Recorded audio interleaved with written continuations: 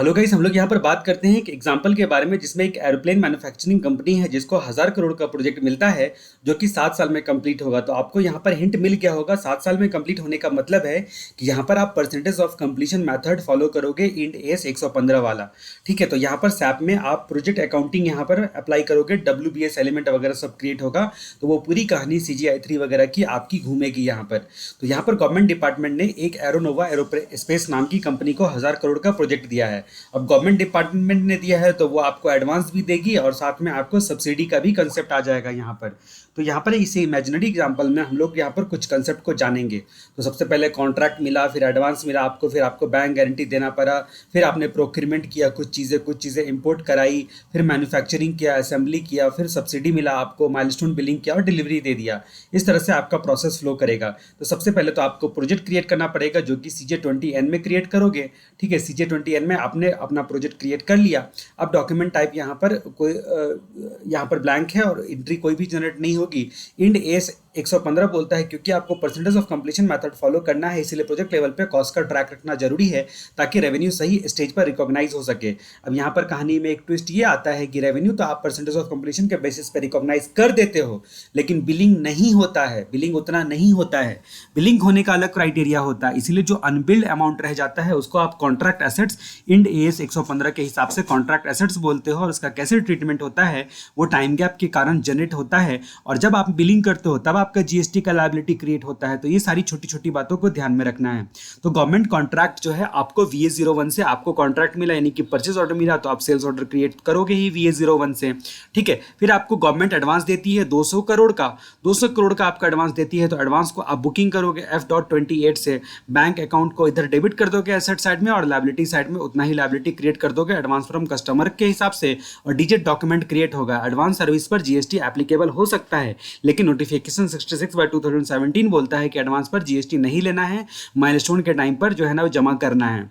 इसका मतलब यहाँ पर कहानी में थोड़ा सा ट्विस्ट आ जाता है इस नोटिफिकेशन की वजह से। ये बात आपको पता ही होगी टाइम ऑफ सप्लाई की।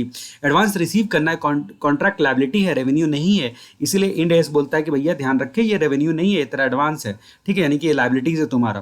Performance bank guarantee, performance bank guarantee F-02 में आता है, जहां पर ऐसे डॉक्यूमेंट क्रिएट होता है, बैंक गारंटी मार्जिन आपको पेमेंट करना पड़ता है, जिसकी वजह से bank guarantee margin account debit to bank. बाकी कोई एंट्री नहीं बनती है, केवल बुक्स ऑफ अकाउंट्स में आपको डिस्क्लोज करना जरूरी है, क्योंकि ये कॉन्टिजेंट लायबिलिटी हो सकता है आगे चलकर बैंक गारंटी अगर आपने कुछ फेलियर वेलियर करा तो। उसके बाद फिर बात करते हैं, अब रॉ मेटेरियल तो खरीदोगे ही क्योंकि आपको एरोप्लेन बनाना है। तो ME20N में यहाँ पर जो है ना PO क्रिएट करोगे, परचेज ऑर्डर यहाँ पर क्रिएट करोगे ME21N में। अकॉर्डिंगली आपके पास गुड्स आ गया, जो भी मेटेरियल आपने खरीदा वो आ गया, तो मीगो रन होगा। मीगो रन होगा तो WE डॉक्यूमेंट आपका जनरेट होगा, वेयर हाउस एंट्री, यानी कि डॉक्यूमेंट टाइप WE जनरेट होगा मीगो रन होने के बाद। और एंट्री पास होगी raw material account, raw material inventory account debit. तो इन्वेंट्री यहाँ पर आपका बैलेंस शीट में भर गया। उसके बाद GRIR जो है वो क्रेडिट हो गया। तो यहाँ पर आपने वेंडर को नहीं जो है ना अभी क्रिएट किया, यानी कि वेंडर के नाम पे लायबिलिटी क्रिएट नहीं किया है। GIR आपका यहाँ पर पड़ा हुआ है लायबिलिटी साइड में। अब GIR को डेबिट कर दोगे। अब ये जो वैल्यू यहाँ पर लोगे ना वो कॉस्ट बेसिस पर लोगे रिकॉग्नाइज करने के लिए। GIR को डेबिट कर दोगे, अब जाके वेंडर की लायबिलिटी यहाँ पर क्रिएट करोगे। तो GIR को डेबिट करके वेंडर की लायबिलिटी क्रिएट कर दोगे। TDS पेबल है 194C या J में, तो TDS को भी क्रिएट कर दोगे। और सेक्शन 16 के हिसाब से GST के लिए एलिजिबल हो, और सेक्शन 17 CGST एक्ट के हिसाब से ब्लॉक नहीं है, तो इनपुट GST को डेबिट कर दोगे। और यहाँ पर रिवर्स चार्ज मैकेनिज्म वगैरह का ध्यान में रखना है। तो अकॉर्डिंगली यहाँ पर कॉन्ट्रैक्ट या प्रोफेशनल पेमेंट पर TDS डिडक्ट करना मैंडेटरी होता है। तो फिर आप यहाँ पर TDS पेबल की भी एंट्री कर दोगे। बाद में इन लोगों को आपको पेमेंट करना रहता है। जब इनको पेमेंट करना रहता है तो आपको पता है कि F-110 से आपका ऑटो पेमेंट होगा और F-53 से आपका मैनुअल पेमेंट हो जाएगा। तो वेंडर पेमेंट करोगे, vendor account debit to bank account, F-53 से किया, KZ डॉक्यूमेंट जनरेट हुआ। अब यहाँ पर बात करते हैं कुछ कंपोनेंट को आप इंपोर्ट करते हो, कुछ इंपोर्ट करते हो तो डायरेक्ट आप वेंडर लायबिलिटी क्रिएट करो यहाँ पर। तो माइरो रन कर सकते हो आप, inventory account debit to foreign vendor करके। यहाँ पर आपको इंपोर्ट रिमिटेंस रूल्स का ध्यान रखना जरूरी है। फॉर्म A2 डिक्लेरेशन देना पड़ेगा, इंपोर्ट डॉक्यूमेंटेशन प्रॉपर होना चाहिए आपका। ठीक है, तो आपका यानी कि आपको बिल ऑफ एंट्री वगैरह सब प्रॉपरली फाइल करना है, आइस गेट पोर्टल पर जाकर ये चीज़ें ध्यान रखनी है। उसके अलावा आपको क्या क्या ध्यान रखना है, उसके अलावा आपको ध्यान रखना है कि अगर आपने ईपीसीजी लाइसेंस ले रखा है, ठीक है, यानी कि फॉरेन ट्रेड पॉलिसी का कोई भी बेनिफिट स्क्रिप्ट वगैरह या कोई भी बेनिफिट इस्तेमाल कर रहे हो, तो वो सारा का डॉक्यूमेंटेशन आपके पास प्रॉपर स्ट्रॉन्ग डॉक्यूमेंटेशन रहना चाहिए।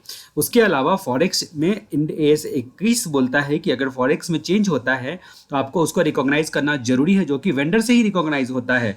अगर आपने हेजिंग नहीं कर रखा है तो जैसे फॉरेक्स लॉस को डेबिट करके वेंडर को क्रेडिट कर दिया गया, या फिर अगर गेन हुआ तो गेन आपका क्रेडिट हो जाएगा वेंडर को डेबिट करते हुए। अब बात करते हैं कि अगर आप मेटल इशू करते हो प्रोडक्शन को, तो मीगो या फिर MB1A हिसाब से WIP प्रोजेक्ट डेबिट होगा, रॉ मेटल इन्वेंट्री यहाँ पर क्रेडिट हो जाएगी, क्योंकि आपने मेटल इशू कर दिया है ना प्रोडक्शन के लिए। आपने यहाँ पर क्या किया था, पहले आपने क्या किया था, यहाँ पर जब आपने इन्वेंट्री को, रॉ मटेरियल इन्वेंट्री को एसेट साइड में डाल दिया था यहाँ पर, तो एसेट साइड में डालने के बाद आप उस एसेट से इन्वेंट्री से निकाल दोगे। इन्वेंट्री से निकालने के बाद आप क्या करोगे, WIP में डाल दोगे, उसको WIP में डाल दोगे, ठीक है, क्योंकि आप उसको प्रोजेक्ट पे आप ले जा रहे हो, इसलिए इन्वेंट्री को क्रिएट कर रहा है और WIP को डेबिट कर रहा है, ठीक है। अब यहाँ पर एम्प्लॉई की सैलरी, तो FB50 से आपको पता है कि डायरेक्ट पोस्टिंग होती है, ऐसे डॉक्यूमेंट जनरेट होता है। एम्प्लॉई का सैलरी पेरोल में हमने लास्ट वीडियो में ही डिस्कस किया था, ठीक है। FB50 से कैसे पोस्टिंग होता है, FB60 से कैसे पेमेंट पोस्टिंग होता है, FB60 से वेंडर इनवॉइस का पोस्टिंग होता है, FB50 से डायरेक्ट पोस्टिंग, इस तरह की जो खुद सेल्फ जनरेटेड टाइप की लायबिलिटी, जैसे सैलरी आपको देना ही है तो वो क्रिएट करना चाहते हो तो, ठीक है। तो salary expense account debit to salary payable to TDS payable, ठीक है। तो अकॉर्डिंगली आपने यहाँ पर एक्सपेंस को बुक कर लिया, और सैलरी पेमेंट जब करोगे, पेरोल रन होगा, तो उसके हिसाब से आपका एम्प्लॉय के खाते में पैसा चला जाएगा। इनकम टैक्स एक्ट का सेक्शन 192 पर यहाँ पर TDS डिडक्ट करना मैंडेटरी है, एस्टिमेटेड टैक्स लायबिलिटी के हिसाब से डिवाइडेड बाय 12 मंथ के हिसाब से, ये आपको पता ही होगा बेसिक बातें। फैक्ट्री ओवरहेड, अब जहाँ तक बात करते हैं कि electricity expense debit account debit to vendor, GST ITC यहाँ पर एप्लीकेबल होता है। देखो कुछ चीज़ों में ना GST नहीं है, पर कहीं कहीं पर ITC जो है ना वो आपको मिल जाता है, लेकिन यहाँ पर इलेक्ट्रिसिटी एक्सपेंस जो है एग्जेम्प्टेड है, इस पर ITC नहीं मिलता है, यहाँ पर गलत लिखा हुआ है। तो फैक्ट्री ओवरहेड यहाँ पर electricity expense account debit to vendor account.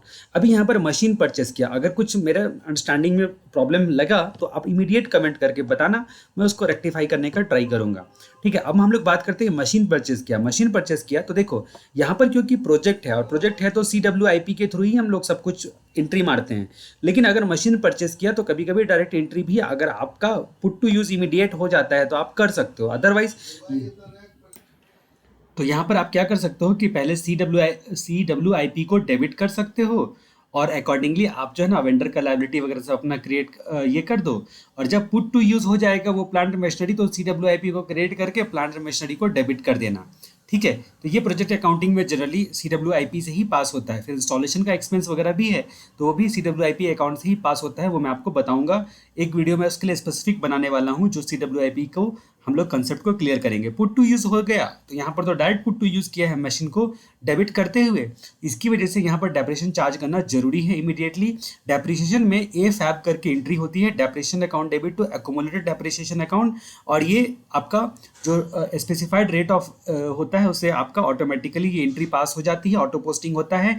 अब ये एक्यूमुलेट होते होते क्या होता है कि जब आप आपका जब एसेट्स रिटायर होता है या डिस्पोजल होता है, तो उस सिचुएशन में आप क्या करते हो, इस एक्यूमुलेटेड डेप्रिसिएशन को डेबिट कर दोगे और एसेट्स को क्रिएट कर दोगे, अकॉर्डिंगली एडजस्टमेंट हो जाएगा।